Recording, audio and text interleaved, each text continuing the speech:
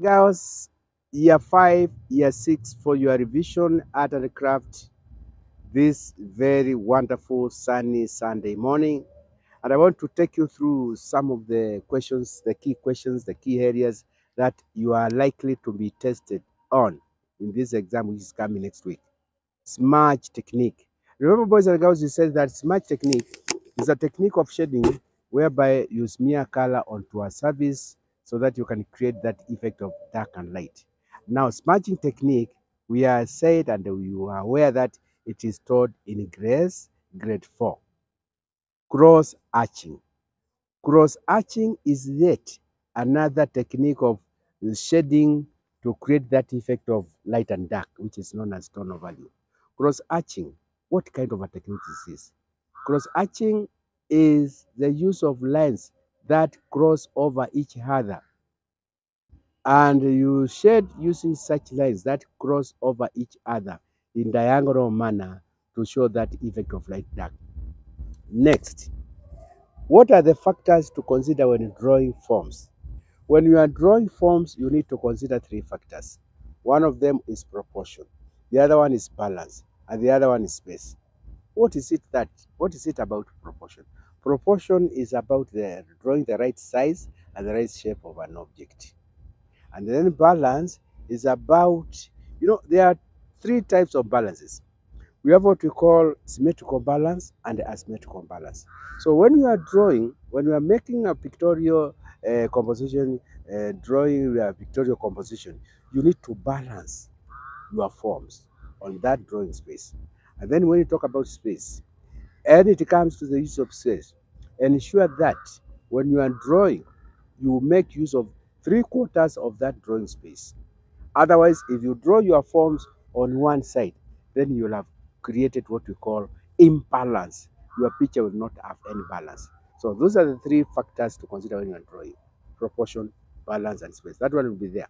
Another one, which I think it is most likely to be there in your exam, is what are the factors to consider when painting. Remember, there are factors to consider when drawing, and this time around now, factors to consider when you are painting.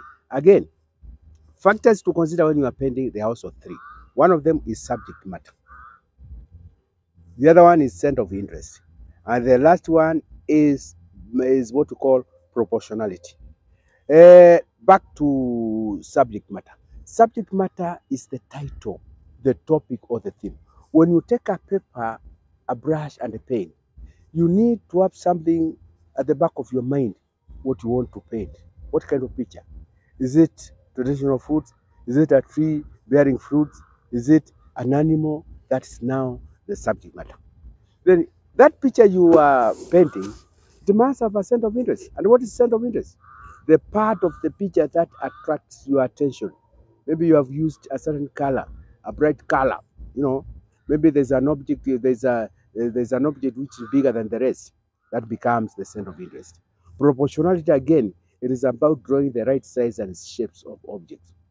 And then remember also, when you are drawing, when you are painting, you must overlap. This overlapping of forms.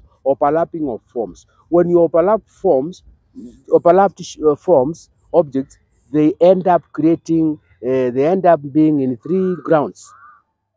There are those objects which appear to be nearer to you, and there are those which appear to be at the middle there, and there are those which appear to be at the back there. Those forms which appear to be near me, we say they are at the back, they are at the foreground near me. And those which are in the middle, they are said to be in the middle ground. And those which appear to be far away, they are said to be at the background. Please don't forget that. Also, remember that when we talk about smudging, cross-hatching, and also stippling in grade 6. Stippling is another technique of creating light and dark, whereby this time round you shade using dots. In stippling, we use dots. And where the dots are concentrated, that becomes the dark area. Where the dots are spaced, that becomes the light area. Remember that. Do not confuse smudging. Do not confuse smudging. Do not confuse cross-hatching, and don't confuse stippling. Smudging is done in grade 4. Cross-hatching is done in grade 5. And now stippling is done in grade 6. We said in smudging, you just shade using a pencil, a chalk, and what have you. Cross-hatching, you draw lines that are crossing. In stippling, you show the effect of light and dark by use of dots. And then when you add, if you want to change the tone of color, you add white or black. And there are terms we use when we explain this kind of a scenario. For example, addition of white to a color is known as tinting, and the addition of black to a color is referred to as shading. And again, another area you are likely to be tested is montage. And I want to say this, montage is a picture created,